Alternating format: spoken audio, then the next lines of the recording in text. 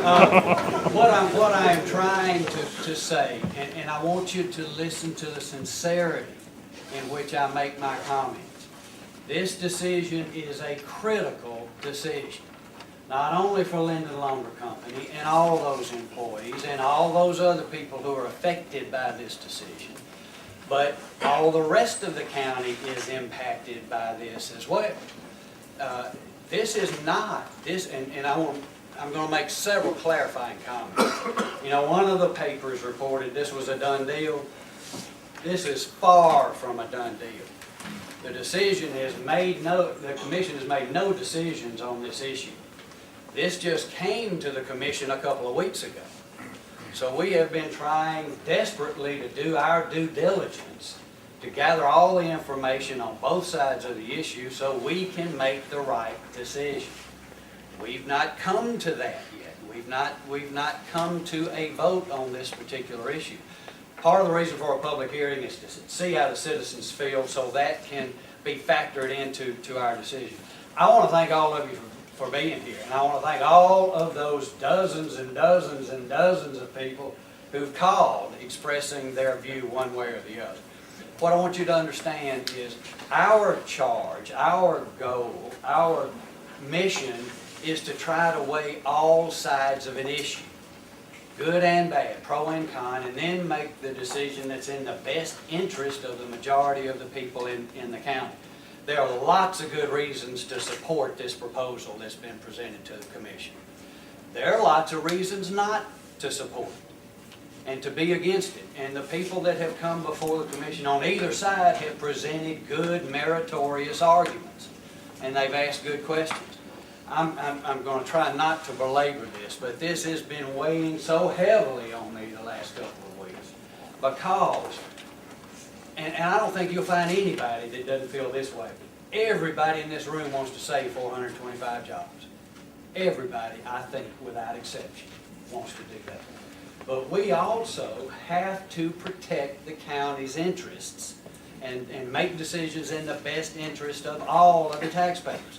And please don't try to read anything into my comments as I go forward, because I'm going to make some statements on both sides of the issue just to try to elevate the gravity of this particular situation.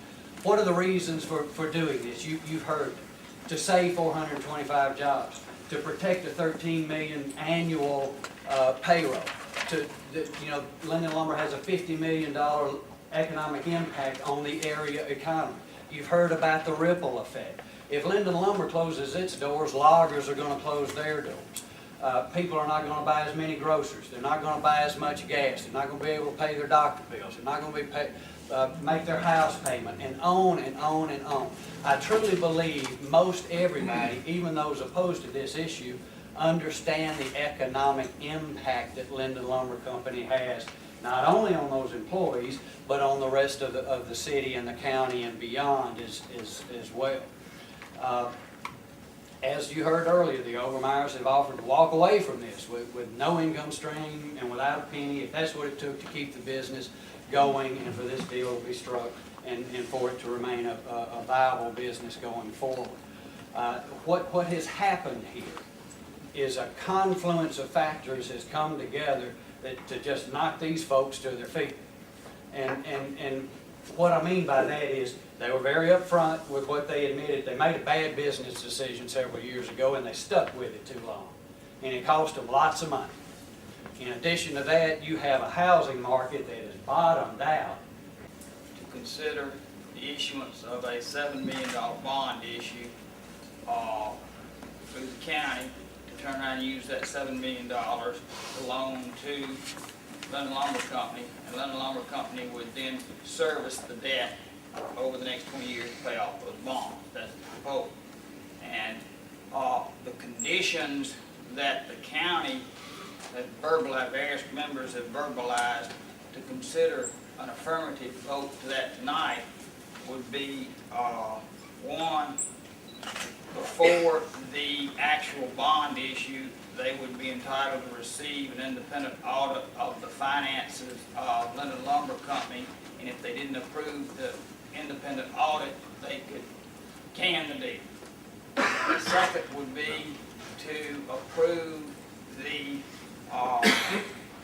restructure of the Wachovia operating line, and if they didn't approve the restructure of the Wachovia operating line, they could can the deal.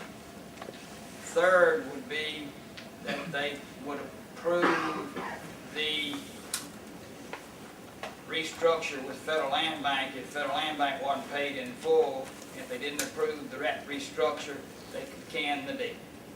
And then possibly fourth, and whether it had to take place before or after all this, would be a possibility to receive or get an independent audit of the assets that they would be taking a mortgage on. If they didn't approve that, they could can the deal. Did I leave anything out? Second. Got a second? All in favor? Question For discussion. Yes, sir. And Freddie got a second? All in favor, say aye. Aye. Any opposed? Any opposed?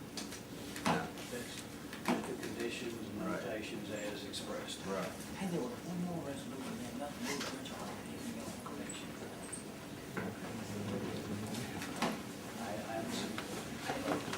Please feel free to call me, and my wife will be happy to talk to you.